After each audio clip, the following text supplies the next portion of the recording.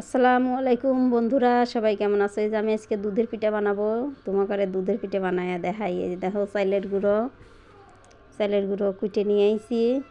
কুটে এনে দেখো গরম গরম চালের গুঁড়ো কুটে নিয়ে আসি। এই যে কুসুম কুসুম গরম পানি করে এই গরম পানির ভিতরে চালের গুঁড়োটা সুন্দর করে মিক্সার করবে। একটু লবণ দিয়ে গরম পানিটা সুন্দর করে মিক্সার করে তারপরে এই যে চালের আটা দিয়ে দিবে।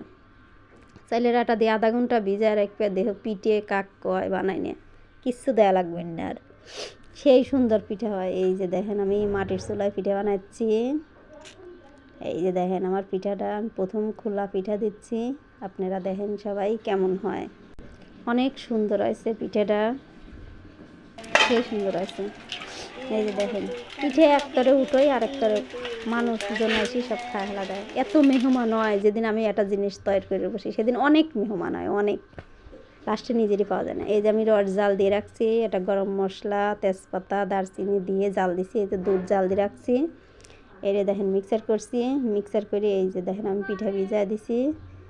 এই দেখেন কত সুন্দর হয়েছে পিঠাটা। আমি সকালবেলা দেখাবো পরের দিন সকালে।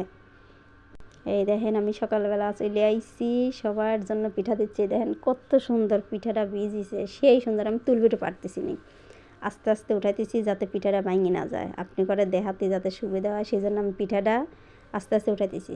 এই দেখেন আমি সবার জন্য বাড়তেছি পিঠাটা। ভালো লাগলে লাইক কমেন্ট শেয়ার আর সাবস্ক্রাইব করে দিবেন, বুঝছেন? এই দেখেন কত বড় বড় হয়েছে, দেখছেন? কিন্তু যে তাওয়ায় প্রথমে যাইছি ও তাওয়ায় বানাইনি, অন্য তাওয়ায় বানাইছিলাম, আবার সেটা আবার দেখানি হয় নাই। এই যে দেখেন আমি পিঠা বাড়তেছি। এই যে এটা হচ্ছে দেখেন আমি এই যে পিঠা বাড়তেছি, বাইরে সবাইরে দেবো।